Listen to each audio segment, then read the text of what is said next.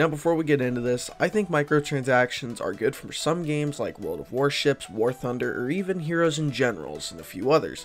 But in my opinion, there is a time and a place for microtransactions, and today we are going to talk about it and when did gaming become essentially pay to win. Hey guys, what's up? TopGamingGuy123 here once again, bringing you guys another sad, angry gamer's opinion on what is slowly killing the gaming industry. 2 words, corporate greed. Mainly Star Wars Battlefront 2. I'm talking about the bad one, by the way, not the good old one. I think this really honestly started when we go back to mobile games that were free. It's a trend South Park explained pretty well on a really funny episode where they talked about it and called it Freemium Gaming, which is Latin for not really. Essentially, you pay for a game and enjoy the game. That's a free game, right? Well, after you pay for after you are using this free game, you essentially get to the point where you have to pay for the game. So you're paying for a game that's free. Yeah, you heard me. Pay for a game that's free. Sounds kind of stupid, right?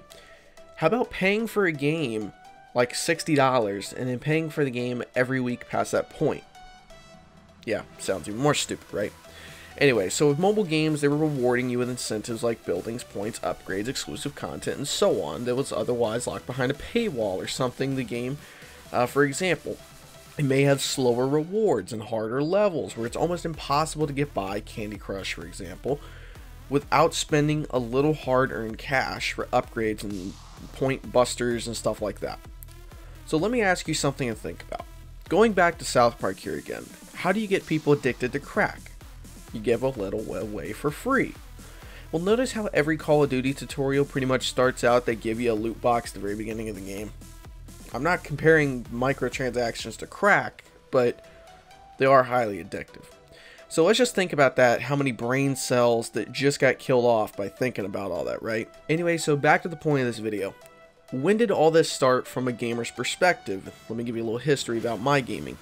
I've been playing video games since I was around 10 or 11 years old when I started playing GTA San Andreas. I know, sounds horrible, whatever. I had fun, I enjoyed the game, and I'm not a lunatic now. Well, then again, sort of am.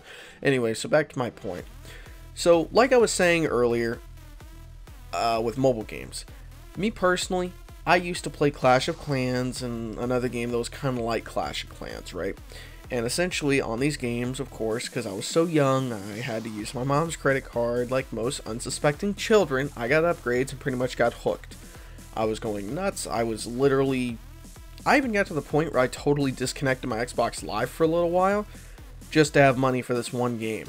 You know, and it was totally hooked. But thankfully, I got bored of it and really didn't do anything with microtransactions again. But like I said, I got bored, and then came GTA 5. This is where I think the entire microtransaction problem has come from. Very soon after the multiplayer launch on October 1st, 2013, everything was pretty quiet, even though they had microtransactions, right? Well, then we come to November 6th, 2015. The launch of Black Ops 3, which is essentially the dawn of what has made microtransactions what they are today. And I mean overboard levels where the only way to get guns, get points, get whatever it is, was buy crates, and you had to pay for said crates, right?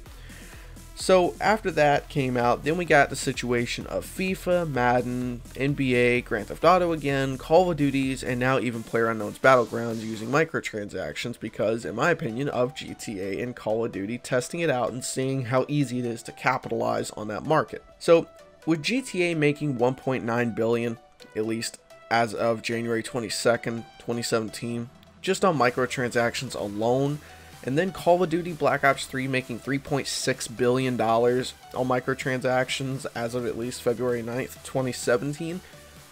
Even though the practice makes gaming harder and essentially just makes it harder to get money on GTA, or making it harder to get weapons in Call of Duty, and really just ruining the fun and making it a total grind if you don't want to spend money.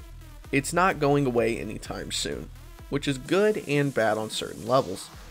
Even though we hate microtransactions, they do help the games we love by encouraging developers to work harder and create more content. Without shark cards, honestly, GTA would have died a long time ago.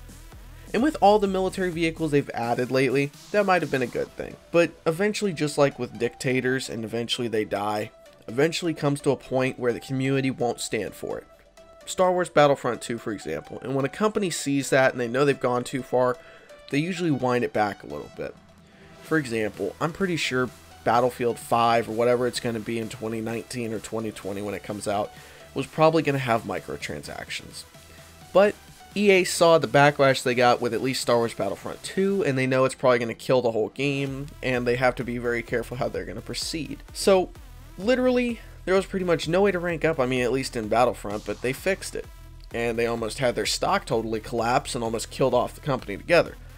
So, until the US government one day decides to add microtransactions into an anti-gambling laws or something, we're stuck with them. But then again, just like a coin, microtransactions can have two sides.